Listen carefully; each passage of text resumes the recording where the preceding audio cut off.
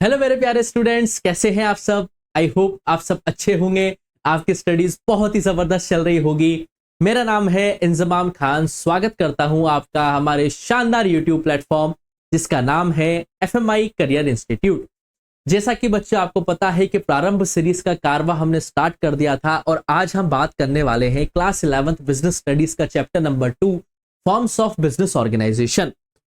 इस class 11th business studies का chapter number 1 भी हमने बहुत ही शानदार तरीके से पढ़ा था बेटा। अगर अभी तक आपने वो चैप्टर नहीं पढ़ा है तो आप प्लेलिस्ट में जाके क्लास 11th प्रारंभ सीरीज बिजनेस स्टडीज नाम से आपको एक प्लेलिस्ट मिलेगी, वहां पे जाएं और चैप्टर नंबर 1 को बहुत ही अच्छी तरीके से रिवाइज करें। और फिर भी अगर आपको कोई डाउट रह जाता है उस चैप्टर से रिलेटेड तो आप कॉमेंट सेक्शन में अपने सवालों को छोड़ सकते हो। वैसे ही हमने फॉर्म्स ऑफ बिजनेस ऑर्गेनाइजेशन के कुछ लेक्चर्स पहले भी पढ़ लिए थे। अगर अभी तक आपने उन लेक्चर्स को भी रिवाइज नहीं किया है तो फटाफट से प्लेलिस्ट में जाएं और उन लेक्चर्स को रिवाइज करें, नोट्स बनाएं और कोई भी अगर आपको डाउट रहता है तो कमेंट सेक्शन में आप अपने सवालों को छोड़ सकते हैं।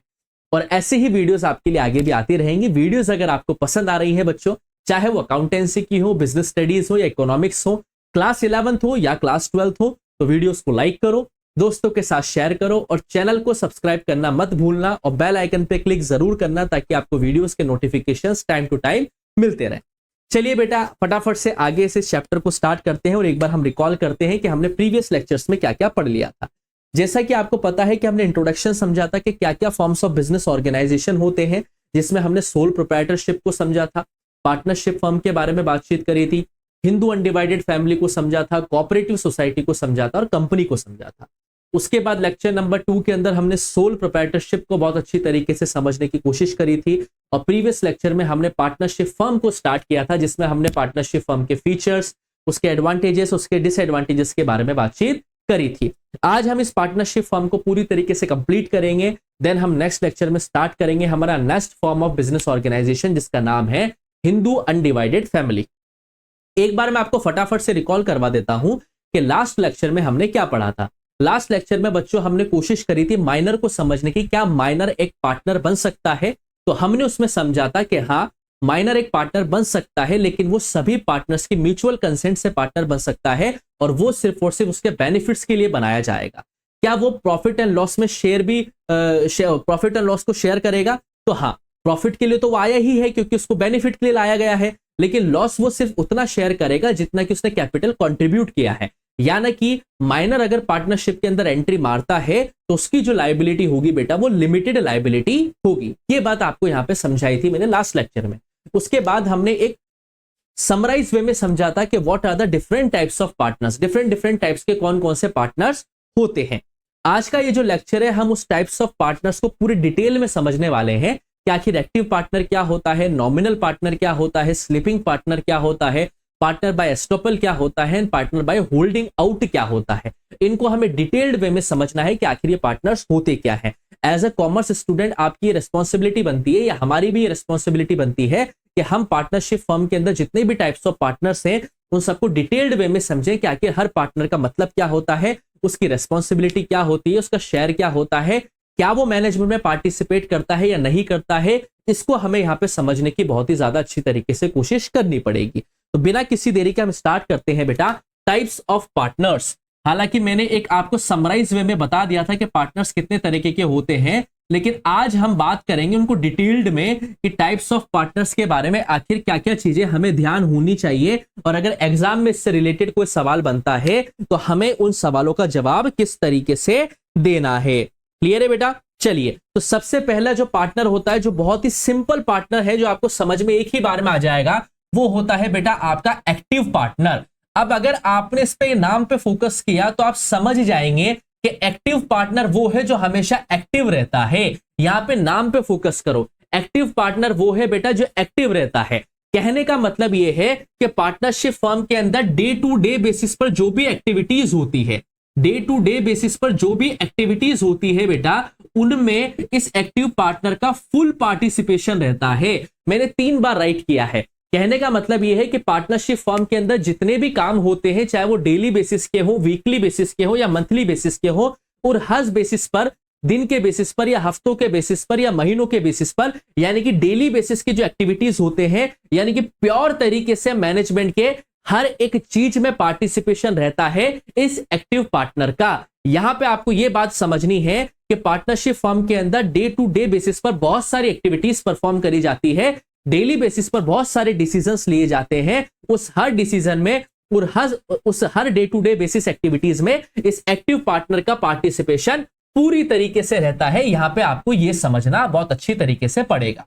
दूसरी बात आपको यह बात ध्यान रखनी है बेटा कि एक्टिव पार्टनर पार्टनरशिप फर्म के अंदर 101% कैपिटल को कंट्रीब्यूट करता ही करता है। मतलब अगर आपसे पूछा जाए कि एक्टिव पार्टनर पार्टनरशिप फर्म के अंदर कैपिटल को कंट्रीब्यूट करता है, तो हाँ जी बिल्कुल ये कैपिटल के अंदर कंट्रीब्यूट करता है। एक्टिव पार्टनर पार्टनरशिप फर्म के अंदर कैपिटल को कंट्रीब्यूट करता है। ये बात आपको यहाँ पे बहुत ही अच्छी तरीके से समझनी पड़ेगी कि एक्टिव पार्टनर वो पार्टनर होता है जो day to day basis activities के अंदर पार्टिसिपेट करता है, साथ के साथ ये अपने साथ कैपिटल को भी कंट्रीब्यूट करता है। अब जाहिर सी बात है ये कैपिटल को कंट्रीब्यूट कर रहा है तो प्रॉफिट एंड लॉस में भी इसका क्या होगा बेटा, शेयर होगा ही होगा। बिकॉज ये कैपिटल को कंट्रीब्यूट कर रहा है और मैनेजमेंट के डेली बेसिस की एक्टिविटीज में पार्टिसिपेट कर रहा है, तो जाहिर सी बात है इसका प्रॉफिट एंड लॉस में भी क्या होगा, शेयर 101% होगा ही होगा। मतलब ये टोटल पार्टनरशिप फर्म के अंदर जो भी प्रॉफिट होगा या जो भी लॉस होगा उसको भी ये क्या कर रहा होगा बेटा, शेयर कर रहा होगा। यहां पे ये बात आपको अच्छी तरीके से अपने दिमाग में सेट कर लेनी है। उसके बाद अगर हम बात को समझना चाहें तो एक्टिव पार्टनर की लायबिलिटी कैसी होती है, तो एक्टिव पार्टनर की जो लायबिलिटी होती है बेटा वो अनलिमिटेड लायबिलिटी होती है। अनलिमिटेड लायबिलिटी का मतलब क्या होता है कि अगर किसी रीजन की वजह से पार्टनरशिप फर्म कर्जे में डूब जाती है या वो अगर लोन को रीपे करने की पोजीशन में नहीं होती है, तो इस एक्टिव पार्टनर को भी अपने पर्सनल एसेट्स को सेल करके उस लोन को रीपे करना पड़ सकता है। यानी कि यहां पे एक्टिव पार्टनर की जो लायबिलिटी होती है वो अनलिमिटेड लायबिलिटी होती है, क्योंकि यहां पे ये डेली बेसिस के एक्टिविटीज में पार्टिसिपेट भी कर रहा है, कैपिटल भी कंट्रीब्यूट कर रहा है, प्रॉफिट एंड लॉस में भी शेयर ले रहा है, तो जाहिर सी बात है इसकी लायबिलिटी भी कैसी होगी, अनलिमिटेड होगी। अगर किसी रीजन की वजह से ये कंपनी डिसॉल्व होती है, सॉरी ये पार्टनरशिप फर्म अगर लोन रिपे नहीं कर पा रही है, अगर ये किसी वजह से डिफॉल्टर हो जाती है, तो एक्टिव पार्टनर को अपने पर्सनल एसेट्स को भी सेल करके उस कर्जे को चुकाना पड़ेगा। उस सिचुएशन को हम क्या कहते हैं, अनलिमिटेड लायबिलिटी कहते हैं। तो यहां आपको ये समझना है कि एक्टिव पार्टनर कौन होता है, जो डेली बेसिस की एक्टिविटीज पे पार्टिसिपेट कर रहा हो, कैपिटल भी कंट्रीब्यूट कर रहा है, प्रॉफिट एंड लॉस में शेयर भी ले रहा है और साथ के साथ अनलिमिटेड लायबिलिटी भी इसकी यहां पे रहती है। इज दैट क्लियर बेटा? ये बात आपको यहां पे ध्यान रखनी है। दूसरा हमारा पार्टनर होता है बेटा एक स्लीपिंग पार्टनर। अब नाम से समझ में आ रहा होगा सर ये स्लीपिंग पार्टनर है, क्या ये सोता रहता है क्या?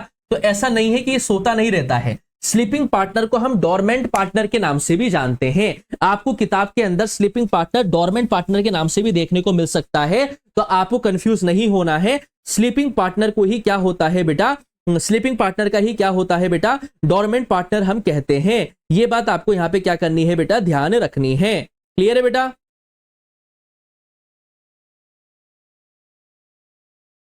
ठीक है बेटा, यह बात आपको ध्यान रखनी है। अब स्लीपिंग पार्टनर क्या होता है, क्या सर ये डेली बेसिस की एक्टिविटीज पे पार्टिसिपेट करता है क्या? तो नहीं बेटा, क्योंकि ये स्लीपिंग पार्टनर है, ये सोया हुआ पार्टनर है। पार्टनरशिप फर्म के अंदर जो डेली बेसिस पर टास्क परफॉर्म किए जाते हैं उन पर ये पार्टिसिपेट नहीं करता है, यानी कि उनमें यानी कि मैनेजमेंट के अंदर इसका पार्टिसिपेशन जो होता है वो बिल्कुल ना के बराबर होता है। यानी कि जो डेली बेसिस की एक्टिविटीज करी जाती है उसमें ये पार्टिसिपेट नहीं कर रहा होता है। ये बात आपको अच्छी तरीके से समझनी है कि एक्टिव पार्टनर और स्लीपिंग पार्टनर, और we can say that dormant partner में क्या डिफरेंस होता है। तो स्लीपिंग पार्टनर तो डे टू डे बेसिस की एक्टिविटीज में पार्टिसिपेट करता है, whereas sleeping partner daily basis की एक्टिविटीज में पार्टिसिपेट नहीं करता है। ये मेजर डिफरेंस है एक्टिव पार्टनर और स्लीपिंग पार्टनर के बीच में। एक्टिव पार्टनर डेली बेसिस की एक्टिविटीज में पार्टिसिपेट करता है, वहीं पर ही स्लीपिंग पार्टनर डेली बेसिस की एक्टिविटीज में पार्टिसिपेट नहीं करता है। अब सवाल निकल के आता है, क्या सर ये कैपिटल कंट्रीब्यूट करता है? तो हाँ बिल्कुल ये कैपिटल कंट्रीब्यूट करता है। बाकी सारी की सारी चीजें इसकी कैसी हो जाएगी बेटा, एक्टिव पार्टनर की तरह ही हो जाएगी। ये कैपिटल भी कंट्रीब्यूट करता है, प्रॉफिट एंड लॉस में इसका शेयर भी रहता है, ये भी आपको ध्यान रखना है। अब जाहिर सी बात है ये कैपिटल कंट्रीब्यूट कर रहा है और प्रॉफिट एंड लॉस में शेयर भी ले रहा है, तो इसकी लायबिलिटी भी कैसी होगी, अनलिमिटेड होगी। बेशक ये डेली बेसिस की एक्टिविटीज में पार्टिसिपेट नहीं कर रहा है, लेकिन यहां पे इसकी लायबिलिटी कैसी होने वाली है बच्चों, यहां पे इसकी लायबिलिटी होने वाली है अनलिमिटेड। तो एक्टिव पार्टनर और स्लीपिंग पार्टनर में एक मेजर डिफरेंस ये होता है बेटा कि एक्टिव पार्टनर जो होता है वो डेली बेसिस की एक्टिविटीज या मैनेजमेंट में पार्टिसिपेट करता है, वहीं पर ही स्लीपिंग पार्टनर डेली बेसिस की एक्टिविटीज और मैनेजमेंट में पार्टिसिपेट नहीं करता है। बाकी की सारी चीजें सेम टू सेम ही रहने वाली है, जैसे कि एक्टिव पार्टनर के अंदर आपने देखी थी। गेटिंग माय पॉइंट बेटा? तो ये दोनों की दोनों चीजें सेम है, बस आपको इस पे फोकस करना है। स्लीपिंग पार्टनर डेली बेसिस की एक्टिविटीज में पार्टिसिपेट नहीं करता है, वेयरएज एक्टिव पार्टनर जो है डे टू डे बेसिस की एक्टिविटीज में क्या करता है, पार्टिसिपेट करता है। Is that clear? Third point आएगा हमारा बेटा सीक्रेट पार्टनर। अब ये सीक्रेट पार्टनर क्या है बेटा, ये छुपा हुआ पार्टनर कैसे है, ये छुपा हुआ क्यों है, इसको किस बात का डर है, सीक्रेट पार्टनर आखिर छुपा हुआ क्यों है? तो देखिए बेटा, सीक्रेट पार्टनर बनने के पीछे बहुत सारे सर्कमस्टांसेस हो सकते हैं, ठीक है। मान के चलिए कि एक ऐसा इंडिविजुअल है जो एक पार्टनरशिप फर्म के अंदर ज्वाइन होना चाहता है और अच्छी कैपिटल भी लेके आ रहा है, लेकिन कहीं ना कहीं उस आदमी की मार्केट में गुडविल सही नहीं है। तो अगर एज अ पार्टनर अगर वो पार्टनरशिप फर्म के अंदर एंट्री मारेगा और जनरल पब्लिक को जब उसके बारे में पता चलेगा कि ये एक्स पर्सन जो है इस पार्टनरशिप फर्म का पार्टनर है जिसकी गुडविल खराब है, तो जाहिर सी बात है सिटीजन्स का भरोसा उस पार्टनरशिप फर्म पे से उठ जाएगा और उस पार्टनरशिप फर्म को बिजनेस नहीं मिलेगा।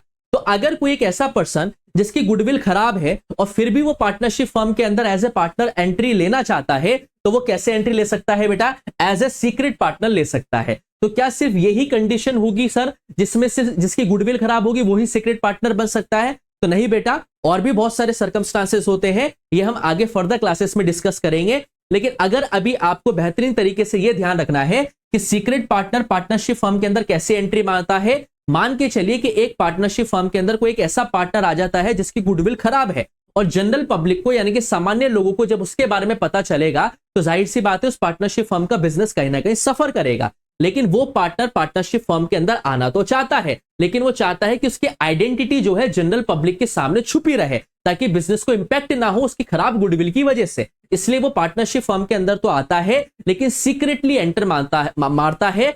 जनरल पब्लिक को यह पता नहीं होता है कि ये एक्स पर्सन भी इस पार्टनरशिप फर्म का क्या है बेटा, पार्टनर है। क्लियर है क्या बेटा? उसकी जो प्रेजेंस है वो हमेशा जनरल पब्लिक के सामने क्या रहेगी बेटा, हाइड रहेगी। ये बात आपको हमेशा ध्यान रखनी है कि सीक्रेट पार्टनर के बारे में जनरल पब्लिक को ये पता नहीं होगा कि ये एक्स पर्सन भी इस पार्टनरशिप फर्म का पार्ट है। उसकी आइडेंटिटी हमेशा जनरल पब्लिक के सामने कैसी रहने वाली है बेटा, हाइड रहने वाली है। उसकी आइडेंटिटी को क्या रखना पड़ेगा बेटा, छुपा के रखना पड़ेगा। ये बात ध्यान रखना। तो सर सवाल ये निकल के आता है, क्या सर ये डेली बेसिस की एक्टिविटीज में पार्टिसिपेट करता है? तो हाँ, ये डेली बेसिस की एक्टिविटीज में पार्टिसिपेट तो करेगा लेकिन सीक्रेटली करेगा, ये बात आपको ध्यान रखनी है। पब्लिक में आके ये डेली बेसिस की एक्टिविटीज में पार्टिसिपेट नहीं कर सकता है। मान लो कोई पार्टनरशिप फर्म एक नया प्रोडक्ट लॉन्च करना चाहती है और उस प्रोडक्ट को लॉन्च करने से पहले वो पार्टनरशिप फर्म एक प्रेस कॉन्फ्रेंस बुलाती है, तो उस प्रेस कॉन्फ्रेंस में वो सभी पार्टनर्स होंगे लेकिन उसमें एक पार्टनर एब्सेंट होगा, जो कौन सा होगा बेटा, सीक्रेट पार्टनर। क्योंकि सीक्रेट पार्टनर की आइडेंटिटी जनरल पब्लिक से हमेशा कैसी रहती है बेटा, हाइड रहती है। तो डेली बेसिस की एक्टिविटीज में पार्टिसिपेट तो करेगा लेकिन बैक फुट पे करेगा। जनरल पब्लिक के सामने इसकी इमेज नहीं जाएगी इस तरीके से कि ये भी कंपनी का क्या है, सॉरी ये भी पार्टनरशिप फर्म का क्या है बेटा, पार्टनर है। तो ये बात ध्यान रखना, ये हमेशा जनरल पब्लिक से क्या रहेगा, हिडन बना हुआ रहेगा, छुपा हुआ रहेगा। जनरल पब्लिक को कभी यह पता नहीं चलेगा कि ऐसा भी कोई पार्टनर पार्टनरशिप फर्म के अंदर एज ए पार्टनर बना हुआ है। डेली बेसिस की एक्टिविटीज में पार्टिसिपेट करेगा लेकिन as a hidden, as a hide person है ना, एज अ हिडन पर्सन ही क्या करेगा, डेली बेसिस की एक्टिविटीज में पार्टिसिपेट करेगा। और बाकी सारी की सारी चीजें सेम हो जाएगी जैसे हमने ऊपर दोनों पार्टनर्स में पढ़ी है। क्या कैपिटल कंट्रीब्यूट करेगा? बिल्कुल करेगा। क्या पीएनएल में शेयर लेगा, प्रॉफिट एंड लॉस में शेयर लेगा? बिल्कुल लेगा। इसकी लायबिलिटी कैसी होगी, अनलिमिटेड होगी। भले ही ये जनता के सामने नहीं आ रहा है लेकिन लायबिलिटी कैसी होगी बेटा, इसकी अनलिमिटेड होगी। ये बात ध्यान रखनी है आपको इन तीनों पार्टनर्स में। बताइए बेटा, यहां तक आपको समझ में आया या नहीं आया?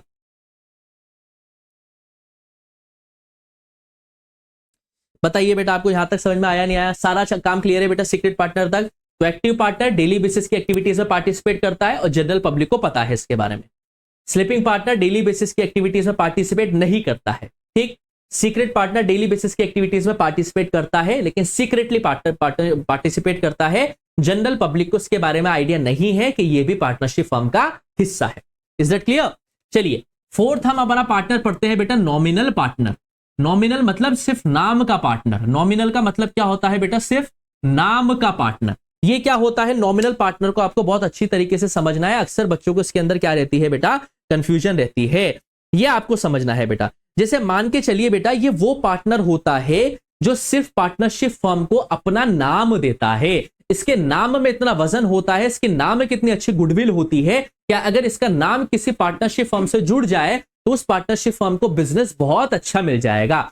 फॉर एग्जाम्पल हम मान के चलते हैं कि हम 4 पार्टनर्स मिलकर एक पार्टनरशिप फर्म को रन कर रहे हैं और हम टाटा ग्रुप के किसी बढ़िया से एक ऊंचे टॉप लेवल पे बैठे हुए किसी पर्सन के पास जाते हैं और उससे कहते हैं कि आप हमारे नॉमिनल पार्टनर बन जाइए, यानी कि सिर्फ आप हमें अपना नाम दे दीजिए एज ए पार्टनर। अब वो जो टाटा ग्रुप ऑफ कंपनीज का जो हमें पार्टनर अपना नाम देगा वो सिर्फ और सिर्फ नॉमिनल पार्टनर होगा, यानी कि उसने अपना सिर्फ नाम दिया है एज ए पार्टनर। उसके नाम में इतना वजन है कि जब हमारे पार्टनरशिप फर्म के साथ उसका नाम जुड़ेगा, एक टाटा ग्रुप ऑफ कंपनीज का जो टॉप लेवल पे बैठा हुआ बंदा वो हमारा पार्टनर है, तो जाहिर सी बात है हमारा बिजनेस भी क्या होगा बेटा? बहुत ही ज्यादा ग्रो होगा।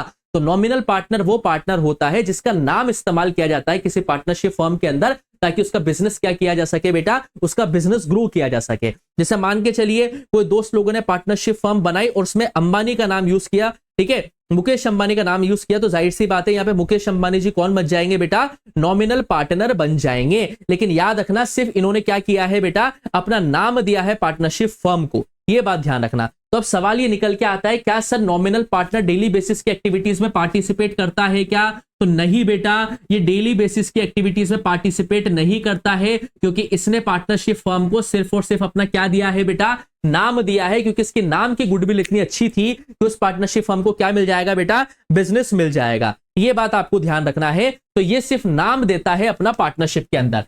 क्या ये कोई कैपिटल कंट्रीब्यूट करता है क्या सर? तो नहीं बेटा, नॉमिनल पार्टनर किसी प्रकार की कोई कैपिटल कंट्रीब्यूट नहीं करता है। अब जाहिर सी बात है, जब ये कैपिटल कंट्रीब्यूट ही नहीं कर रहा है तो इसका पीएनएल में यानी कि प्रॉफिट एंड लॉस में कोई शेयर भी नहीं होगा। अब यहां आपको मोस्ट इंपोर्टेंट बात समझनी है कि भले ही ये कैपिटल कंट्रीब्यूट नहीं कर रहा है और ना ही पीएनएल में ये शेयर ले रहा है, लेकिन फिर भी इसकी लायबिलिटी कैसी होगी?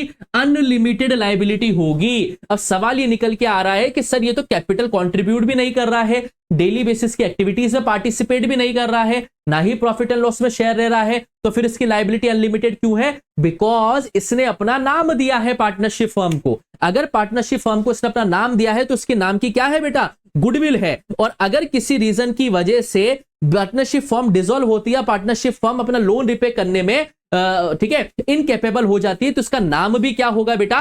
खराब होगा। तो कहीं ना कहीं इसकी लायबिलिटी भी क्या होती है बेटा? अनलिमिटेड होती है। ये बात ध्यान रखना। भले ही इसने प्रॉफिट एंड लॉस में शेयर ना लिया हो, लेकिन इसकी लायबिलिटी अनलिमिटेड है, क्योंकि इसका नाम इस्तेमाल किया जा रहा है एक पार्टनरशिप फर्म के अंदर और इसकी गुडविल अच्छी है, इसलिए इसके नाम को प्रिजर्व करना बहुत जरूरी है। इस वजह से इसकी लायबिलिटी भी कैसी होगी बेटा? अनलिमिटेड होगी, क्योंकि इसने अपना नाम दिया है एक पार्टनरशिप फर्म को। चारों के चारों पार्टनर्स क्लियर है बच्चों आपको? ठीक है, चलिए फिफ्थ नंबर का हम पार्टनर पढ़ते हैं बेटा, पार्टनर बाय एस्टोपल। क्या पढ़ते हैं बेटा हम? Partner by estoppel. अब ये क्या होता है सर पार्टनर बाय एस्टोपल? इसको हम समझने की कोशिश करते हैं कि पार्टनर बाय एस्टोपल क्या होता है।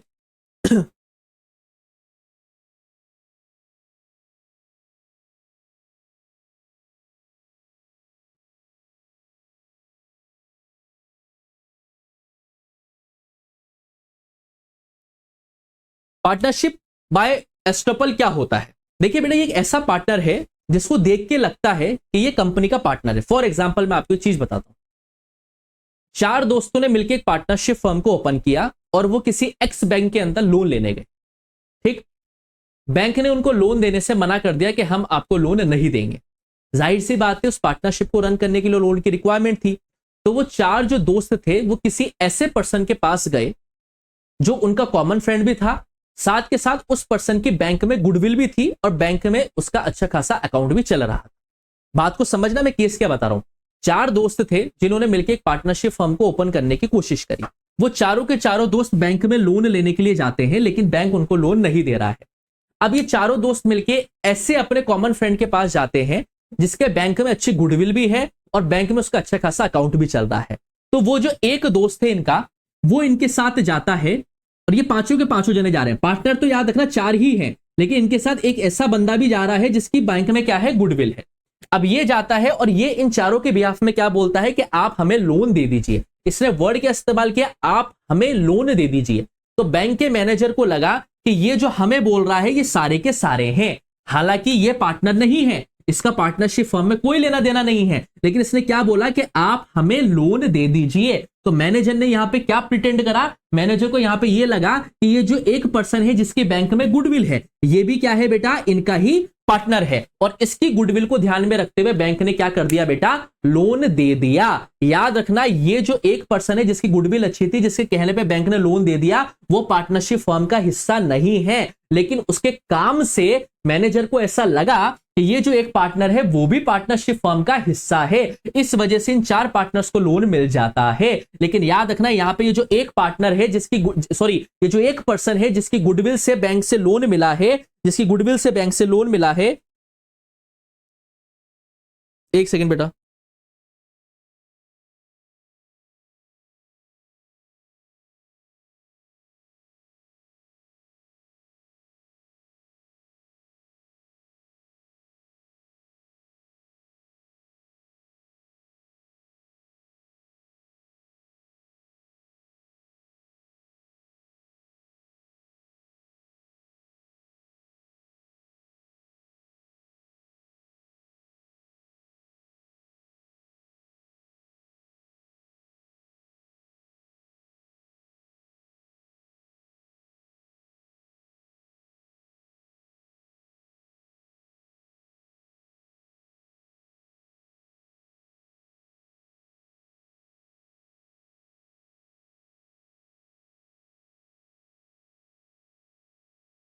कितना करना है, कितना करना है, ठीक है कर रहा हूं।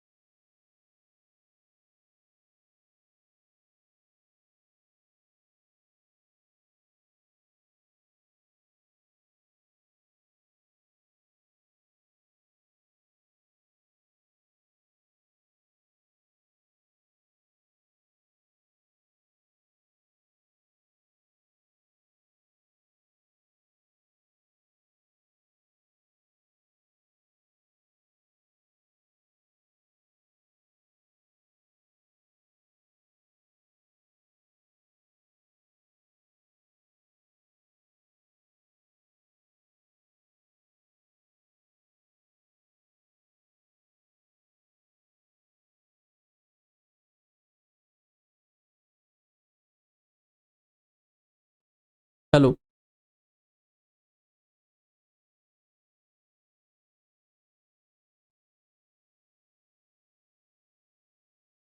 हाँ कर दिया मैंने। हाँ बेटा, तो ये पार्टनर बाय एस्टोपल क्या होता है, पार्टनर बाय एस्टोपल वो होता है जिसके काम से प्रिटेंड होता है कि ये भी पार्टनर है, लेकिन वास्तव में ये पार्टनर नहीं होता है। सिर्फ इसकी गुडविल की वजह से बैंक क्या करता है बेटा, लोन दे देता है। तो यहां पे आपको ये बात बहुत अच्छी तरीके से समझनी होगी। क्लियर है बेटा, ठीक है। अब ध्यान रखना, क्या ये डेली बेसिस की एक्टिविटीज में पार्टिसिपेट करता है, तो नहीं, क्योंकि ये पार्टनर तो है ही नहीं कंपनी का, सॉरी पार्टनरशिप फर्म का, तो ये डेली बेसिस की एक्टिविटीज में पार्टिसिपेट नहीं करता है। क्या इसने कोई कैपिटल कंट्रीब्यूट करी, तो नहीं, इसने कोई कैपिटल भी कंट्रीब्यूट नहीं करी। क्या ये पीएन प्रॉफिट एंड लॉस में शेयर लेगा, तो नहीं, उसमें भी शेयर नहीं लेगा। लेकिन लाइबिलिटी इसकी क्या होगी बेटा, अनलिमिटेड होगी। अब सवाल ये निकल के आता है कि सर जब ये पार्टनर ही नहीं है तो इसकी लाइबिलिटी अनलिमिटेड क्यों लिख दिया आपने यहां पे। क्योंकि बेटा इसके कहने से लोन मिला है। आपको यह ध्यान रखना पड़ेगा कि बैंक ने इसके कहने से लोन दिया है, तो कल से अगर पार्टनरशिप फर्म डिफॉल्ट होती है या कोई लॉस होता है तो इसको भी लोन चुकाना होगा, क्योंकि इसके कहने पे क्या मिला था बेटा, लोन मिला था। तो यहां पे इसकी जो लायबिलिटी होगी वो क्या होगी बेटा, अनलिमिटेड होगी। भले ही इसने कोई कैपिटल कंट्रीब्यूट नहीं करी, भले ही इसने कोई प्रॉफिट एंड लॉस को शेयर नहीं करा, लेकिन फिर भी इसने अपना नाम दिया है, इसके नाम की वजह से बैंक के जरिए लोन मिला है, तो इसकी लायबिलिटी भी यहां पे कैसी हो जाती है बेटा, अनलिमिटेड हो जाती है। इज दैट क्लियर और नॉट बेटा। और लास्ट हो जाता है हमारा पार्टनर बाय होल्डिंग आउट। इसको भी समझ लेते हैं बेटा, एक हमारा लास्ट टाइप ऑफ पार्टनर है पार्टनर बाय होल्डिंग आउट, इसको भी हमें समझना है। ठीक है बेटा, पांचों के पांचों पार्टनर्स आपको क्लियर हो गए बेटा क्या होते हैं ये। अब पार्टनर बाय होल्डिंग आउट समझिए बेटा।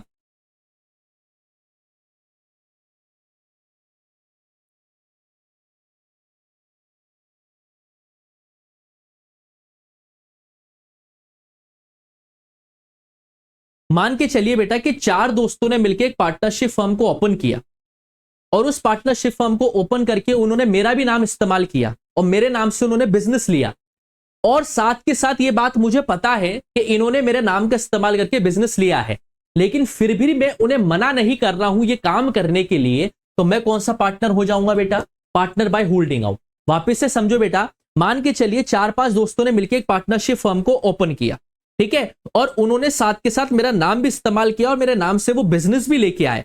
और ये बात मुझे पता है कि मेरा नाम का इस्तेमाल हुआ है और मेरा नाम लेके ये लोग बिजनेस लेके आए हैं, और ये बात जानते हुए भी मैं मना नहीं कर रहा हूं, मैं इस चीज के लिए ऑफेंड नहीं हो रहा हूं कि तुमने गलत किया है या तुमने मेरा नाम इस्तेमाल क्यों किया है। उस पार्टनर को हम क्या कहते हैं बेटा, पार्टनर बाय होल्डिंग आउट कहते हैं। ये बात ध्यान रखना। अब बाकी की सारी चीजें इसमें सेम ही रहती है बेटा।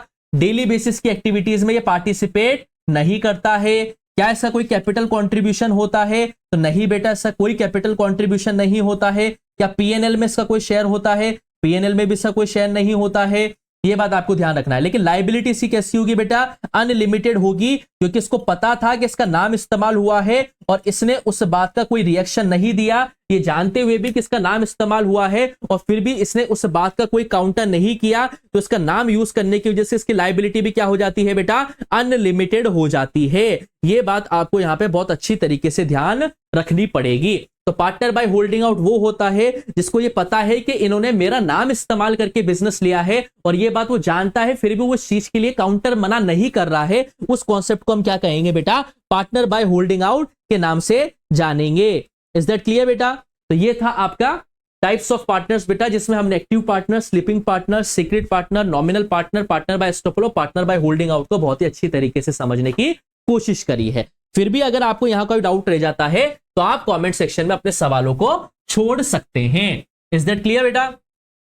चलिए अब आगे देखते हैं बेटा कि आगे क्या है। आगे पार्टनरशिप फर्म का एक लास्ट टॉपिक हम पढ़ लेते हैं, रजिस्ट्रेशन ऑफ पार्टनरशिप फर्म।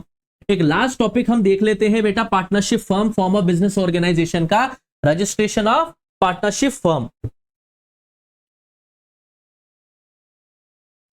चलिए बेटा नेक्स्ट टॉपिक लिखिए, रजिस्ट्रेशन ऑफ पार्टनरशिप फर्म्स। अब रजिस्ट्रेशन कैसे होता है, कहां होता है पार्टनरशिप फर्म का, हमें यह अब समझना है।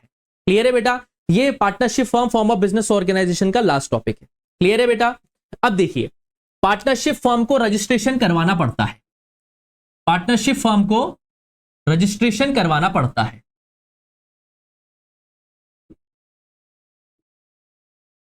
कहां पे, रजिस्ट्रार के पास। कहां पे बेटा, रजिस्ट्रार के पास।